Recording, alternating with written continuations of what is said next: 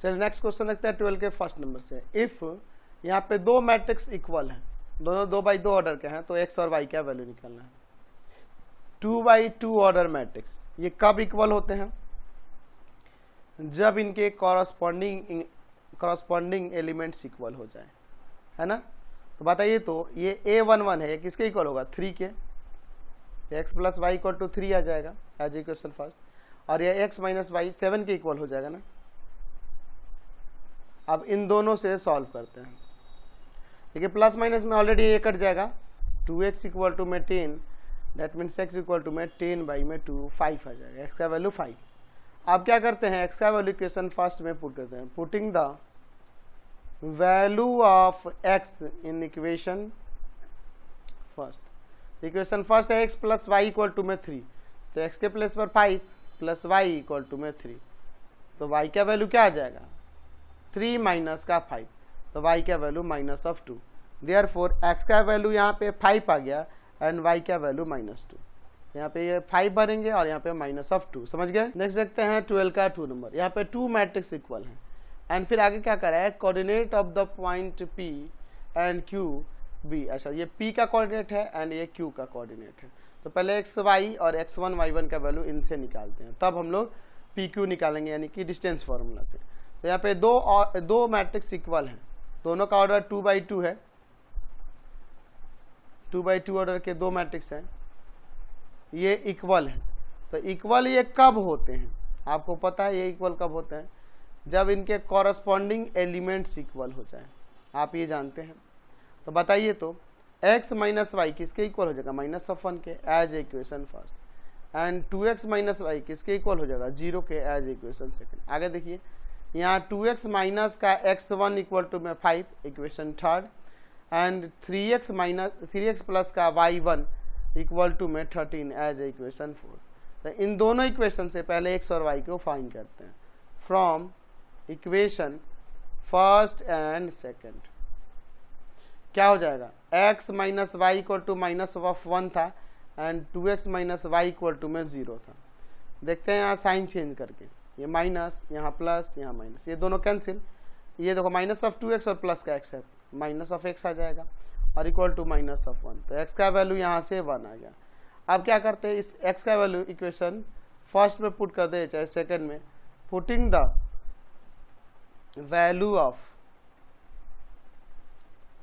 x in equation first, तो x minus y equal to में -1 है, तो x के प्लेस पर 1 माइनस वाई इक्वल टू -1, -1 इधर लेके आते हैं, तो 1 + 1 हो जाएगा और इक्वल टू में y।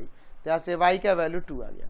अब हम लोग इस x का ही वैल्यू इक्वेशन थर्ड में भी रखेंगे और फोर्थ में भी, x1 y1 निकालने के लिए। तो यहाँ पे लिखते हैं, putting the value of x in equation third में। तो इक्वेशन थर्ड देखिए, ऊपर एक बार देख लेता हूँ। 2x माइनस का x1 इक्वल टू में 5, 2x माइनस का x1 इक्वल टू में 5, तो 2x के प्लेस पर हम लोग रखने वाले हैं 1 और -x1 इक्वल टू में 5, यानी कि आ जाएगा -x1 इक्वल टू में 5 माइनस का 2, तो minus of x1 equal to में 3, डेट मीन्स x1 का वैल्यू क्या आ गया? -3। अच्छा, अब x का वैल्यू फिर से पुट करेंगे इक्वेशन 4 में। Putting the value of x in equation fourth. Equation fourth देख लीजिए एक बार क्या था, 3x plus y1 equal to 13, 3x plus का y1 इक्वल टू में 13। तो x का वैल्यू यहाँ पे रखना है ना, तो 3 × x का वैल्यू है 1 और प्लस का y1 इक्वल टू में 13, तो y1 इक्वल 3 × 1 3 हो जाएगा, 13 माइनस का 3 10 आ जाएगा। देयरफॉर p का कोऑर्डिनेट जो होगा, p का वो क्या हो जाएगा? तो p का कोऑर्डिनेट x y था ना, तो किसके इक्वल हो जाएगा? तो x का वैल्यू आया है 1 एंड y का 2। ठीक है। अच्छा, अगर मैं q की बात करूं तो q था आपके पास x1 y1, तो यहाँ x1 y1 में निकला है। x1 क्या था? तो x1 है -3 एंड y1 है यहाँ पर 10। तो हमें निकालना है PQ। तो डिस्टेंस फार्मूला जानते हैं, तो इनके x कोऑर्डिनेट के डिफरेंस का स्क्वायर -3 - 1 का स्क्वायर और प्लस में y कोऑर्डिनेट के डिफरेंस का स्क्वायर। कैसे हुआ, तो by distance formula, distance formula 10th में पढ़े हैं ना, 11th में भी पढ़े हुए हैं। चलिए अब क्या हो जाएगा, पी क्यू इक्वल टू में रूट ऑफ ये -4 का स्क्वायर और प्लस में यहाँ 8 का स्क्वायर, अब 4 का स्क्वायर 16, 8 का स्क्वायर 64, दोनों को ऐड करेंगे तो यहाँ पर आ जाएगा आपका कितना 80। 80 का मतलब है 4 इंटू 4 इंटू में 5, तो 4√5 यूनिट्स हो जाएगा इसका लेंथ पी क्यू का, 4√5, समझ गए। 13 का फर्स्ट नंबर देखिए, इफ ये 2 मैट्रिक्स इक्वल है। अच्छा, मैट्रिक्स इक्वल कब होते हैं, जब उनके ऑर्डर सेम हो और उनके कॉरस्पॉन्डिंग एलिमेंट्स इक्वल हो, ये ना जानते हैं हम लोग। चलिए तो यहाँ पर ये दोनों मैट्रिक्स जब इक्वल है तो कह रहा है कि एक्स वाई जेड और ओमेगा डब्लू ही मानिए इसे, डब्लू का वैल्यू निकालना है, -1 5 0 13, तो एक्स वाई जेड और डब्लू का वैल्यू निकालना है। तो ये इनके कॉरस्पॉन्डिंग वैल्यूज को इक्वेट करते हैं, x minus y equal to में -1 equation first, 2x minus y equal to में 0 as equation second, 2x plus z equal to में 5 as equation third, and 3z और प्लस का w इक्वल टू में आपका हो जाएगा 13 as equation 4। From equation first and second, equation first है x minus y equal to -1 और second है 2x minus y equal to में 0। इन दोनों को सॉल्व करेंगे एक्स वाई निकल जाएगा, यहाँ x रखेंगे तो z आ जाएगा और z इसमें रखेंगे तो w आ जाएगा। चलिए सबके वैल्यू हम लोग यहाँ निकालते हैं, साइन चेंज कर दीजिए, cancel, minus of x equal to -1, तो यहाँ से x का वैल्यू 1 आ गया। अब x का वैल्यू पुट करते हैं, putting the value of x in equation first, equation first है x minus y equal to में -1, तो x का value 1 minus y equal to -1, -1 इधर भेज देते हैं और y को इधर लाते हैं, तो 1 + 1 equal to y, that means y का वैल्यू 2 आ गया। अब x का वैल्यू इक्वेशन थर्ड में पुट कर दे, क्या लिखते हैं, putting the value of x in equation third, तो है आपके पास 2x प्लस का z इक्वल टू 5, और 2x के प्लेस पर 1 और प्लस z इक्वल टू में 5, तो ये 2 1 2 हो जाएगा, तो z इक्वल टू 5 माइनस का 2, डेट मीन्स 3। अब z 3 आ गया तो z का वैल्यू इक्वेशन फोर्थ में पुट कर देते हैं, लिखते हैं putting the value of z in equation fourth, equation fourth क्या है आपके पास, 3z और प्लस का w इक्वल टू में 13। चलिए तो यहाँ पे वैल्यू रखते हैं, 3z की जगह पे 3 प्लस का w इक्वल टू में 13, तो 3 3 9 प्लस w इक्वल टू 13, यानी यहाँ से w इक्वल टू में आ जाएगा 13 माइनस का 9, 4 आ जाएगा। देयरफॉर x का वैल्यू 1, y का वैल्यू 2, z का वैल्यू 3 एंड w का वैल्यू यहाँ पे 4, सबके वैल्यू आ गए। नेक्स्ट क्वेश्चन देखिए, इफ ये 2 मैट्रिक्स इक्वल हैं then x y z w का वैल्यू निकला है and also find x y। अच्छा देखिए दिया है 2 मैट्रिक्स इक्वल, तो इक्वल ये कब होते हैं, जब इनके कॉरस्पॉन्डिंग एलिमेंट इक्वल होंगे तब, आप ये जानते हैं, -1 4 0 5। तो चलिए पहले x y z w का वैल्यू निकालते हैं, तो फिर हमारा ये काम हो जाएगा। इक्वेशन फर्स्ट हो जाएगा x minus y equal to -1, equate कर देते हैं, है ना, कॉरस्पॉन्डिंग एलिमेंट्स इक्वल होंगे ना, और दूसरा हो जाएगा 2x minus y equal to में 0 एज ए इक्वेशन से, तो इनसे x y निकल जाएगा। अच्छा z का वैल्यू यहीं से सीधे दिख रहा है 4 एंड w का वैल्यू यहाँ पे 5, तो z w तो हो गया, x y निकालना इक्वेशन फर्स्ट एंड सेकेंड से, from equation first and second, ठीक है।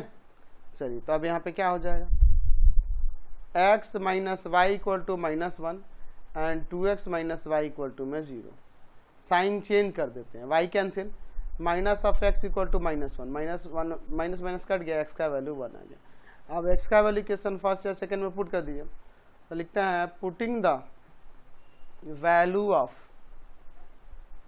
x इन इक्वेशन सेकेंड में कर दे क्या, चलिए 2x minus y equal to 0 था, यानी हो जाएगा यहाँ पे 2x के प्लेस पर 1 और माइनस वाई इक्वल टू 0, तो y को उधर लेके चलते हैं, ये 2 1 2 हो जाएगा, तो y का वैल्यू 2 आ गया। देयरफॉर हमारा x 1 हो गया, y 2 हो गया, z आपका क्या था जी z आपका 4 था और w आपका 5 था।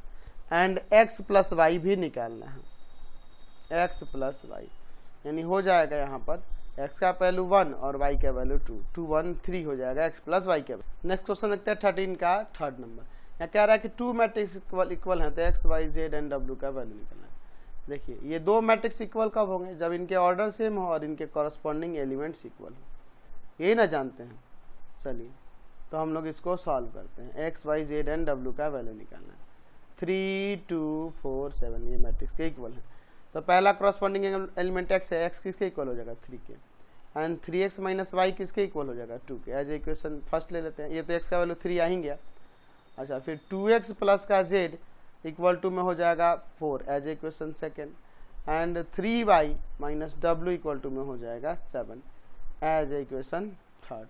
तो हम लोग लिखते हैं putting the value of x in equation किस में, पहले फर्स्ट में पुट कीजिए, फिर सेकंड में भी पुट करना होगा, पहले फर्स्ट में पुट कीजिए। तो 3 इंटू एक्स के प्लेस पर 3 माइनस वाई इक्वल टू में 2, तो हो जाएगा 9 माइनस वाई इक्वल टू में 2।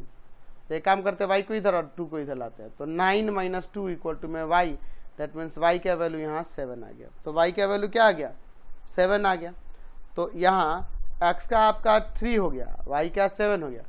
आप देखो x का वैल्यू इसमें ही पुट करना होगा क्वेश्चन सेकंड में, putting the value of x in equation second क्या है 2 इंटू एक्स के प्लेस पर हो जाएगा 3 और प्लस में z इक्वल टू 4, तो 6 प्लस का z इक्वल टू में 4, डेट मीन्स z का वैल्यू हो जाएगा आपका 4 माइनस का 6, यानी z का वैल्यू माइनस ऑफ 2। अब y का वैल्यू 7 जो है वो थर्ड वाले में रख देते हैं, putting the value of y in equation third. Equation third है 3y माइनस का w इक्वल टू में 7, तो 3y के प्लेस पर क्या रखना है, यहाँ पर रखना है यहाँ पे 7 और माइनस का w इक्वल टू 7। तो एक काम करते हैं 7 3 जा 21, इस 7 को इधर ले आते हैं, माइनस का 7 और इधर w, तो y का वैल्यू w का वैल्यू यहाँ से 14 आ जाएगा। तो देयरफॉर x का वैल्यू 3, y का वैल्यू 7, z का वैल्यू माइनस ऑफ 2 एंड यहाँ पर w का वैल्यू है 14। समझ गए। नेक्स्ट क्वेश्चन देखते हैं 14 number, find x y z from the following equation. First number देखिए यहाँ पे 2 मैट्रिक्स इक्वल कह रहे हैं, तो इक्वल कब होंगे, जब इनके ऑर्डर सेम हो और इनके कॉरस्पॉन्डिंग एलिमेंट्स इक्वल हो, ये ना आप जानते हैं। चलिए तो इन 2 मैट्रिक्स को इक्वल कर देते हैं, 6 प्लस 6 2 5 8। तो इनके कॉरस्पॉन्डिंग एलिमेंट इक्वल कीजिए, x plus y equal to में 6 है ना। तो यहाँ से बताओ तो आप चाहो तो y का वैल्यू नहीं लिख सकते हो, 6 minus x as a equation first. अच्छा दूसरा यहाँ पर x into y equal to में क्या आ जाएगा 8 आ जाएगा, ठीक है। अच्छा एक ये हो जाएगा 5 प्लस जेड इक्वल टू में 5, इसको इक्वेशन सेकंड ले लो, 5 प्लस जेड इक्वल टू में क्या हो जाएगा 5, तो जेड इक्वल टू में आ जाएगा 5 माइनस 5 0। तो जेड का वैल्यू तो 0 हो गया, अब बच गया x एंड y। ये काम करते हैं यहाँ y का वैल्यू इक्वेशन सेकंड में पुट कर देते हैं, लिखते हैं putting the value of y in equation second. तो y का वैल्यू पुट करने से क्या आएगा, देखो तो x इंटू वाई के प्लेस पे 6 माइनस एक्स इक्वल टू में 8, तो हो जाएगा ये 6x माइनस का एक्स स्क्वायर इक्वल टू 8, यानी 0 इक्वल टू, इन दोनों को धरे थे, प्लस का एक्स स्क्वायर माइनस का 6x प्लस का 8। अब इसका फैक्टर करें क्या, एक्स स्क्वायर माइनस का 4x माइनस का 2x प्लस का 8 इक्वल टू 0। देखो ऐड होगा माइनस 6x और इन दोनों का प्रोडक्ट इन दोनों के प्रोडक्ट के इक्वल आ जाएगा। x कॉमन होगा x माइनस का 4, माइनस 2 कॉमन होगा x माइनस का 4, x माइनस 4 को यहाँ से कॉमन कर लीजिए, बच जाएगा यहाँ x और माइनस 2 इक्वल टू 0। अब इन दोनों को अलग अलग 0 के इक्वल में इक्वेट कर दिए, x minus 4 equal to 0, x minus 2 equal to 0। तो x का वैल्यू यहाँ से 4 और x का वैल्यू माइनस का 2। यहाँ पे if x equal to 4 then y equal to क्या होगा, तो ऊपर देखिए हमने y किसके इक्वल दिखाया है, y 6 माइनस एक्स के इक्वल है, ये हमने दिखाया। तो यहाँ 6 माइनस का x यानी कि 6 minus 4 2। If x equal to में 2 प्लस का 2 है ये, देख रहे हैं ना, माइनस इधर जाके प्लस का हुआ। देन y इक्वल टू में क्या होगा, तो y इक्वल टू हो जाएगा 6 माइनस का 2 4। देयरफॉर हमारा दो वैल्यू हो जाएगा, x का वैल्यू 2, y का वैल्यू 4 एंड z का वैल्यू 0। और दूसरा हो सकता है x का वैल्यू ये वाला 4, y का वैल्यू 2 एंड z का वैल्यू 0। यही आपका आंसर हो सकता है। नेक्स्ट देखते हैं 14 का 2 नंबर। इसमें क्या कर रहा है, एक्स वाई जेड का वैल्यू निकालना है। देखिए दो मैट्रिक्स इक्वल है, 4 3 x 5 और दूसरा मैट्रिक्स है y z 1 5। अच्छा, ये दो मैट्रिक्स इक्वल कब होंगे, ऑर्डर सेम और करस्पॉन्डिंग एलिमेंट्स इक्वल हो। यहाँ से x किसके इक्वल हो जाएगा 1 के, y किसके इक्वल हो जाएगा 3 के, एंड z किस y किसके इक्वल होगा 4 के ना, y 4 के इक्वल हो जाएगा एंड z किसके इक्वल हो जाएगा 3 के। समझ गए। 14 का थर्ड नंबर देखिए, हमें फाइंड करना है x y z का वैल्यू इस इक्वेशन में। तो देखिए इसमें क्या दिया है, ये दो मैट्रिक्स इक्वल दिए गए हैं, x plus y plus z, x z and y z. इसमें देखिए 3 रो है और 1 ही कॉलम है, और ये भी मैट्रिक्स वैसा ही है, 3 रो है और 1 कॉलम है। तो 1 बाई 1 ऑर्डर का 3 बाई 1 ऑर्डर का मैट्रिक्स है। देखिए इनके कॉरस्पॉन्डिंग एलिमेंट्स को इक्वल करते हैं, x plus y plus z 9 के इक्वल हो जाएगा। अच्छा, x plus z equal to में 5 हो जाएगा as equation second, and y plus z equal to में 7 हो जाएगा एज इक्वेशन थर्ड। चलिए अब देखते हैं यहाँ पे क्या करके, from equation first and second से। देखिए फर्स्ट इक्वेशन में से सेकेंड इक्वेशन को सब्ट्रैक्ट करते हैं, x plus z equal to में 5। तो साइन चेंज कीजिएगा सब्ट्रैक्ट करने के लिए, z वाले टर्म कैंसिल, तो यहाँ y इक्वल टू में क्या आ जाएगा 4 आ जाएगा ना।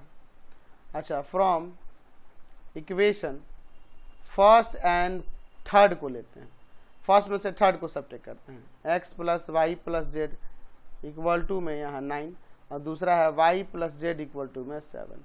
साइन चेंज करते हैं, माइनस माइनस माइनस, ये दोनों कैंसिल, x का वैल्यू किसके इक्वल आ जाएगा 2।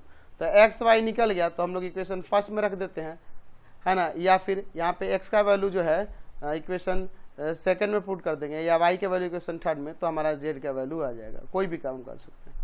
अब putting the value of x in equation second, तो x plus z equal to में है 5, x का वैल्यू 2 है तो 2 यहाँ पे प्लेस कर देते हैं, तो z का वैल्यू हो जाएगा यहाँ पे 5 माइनस का 2 दैट मीन्स 3।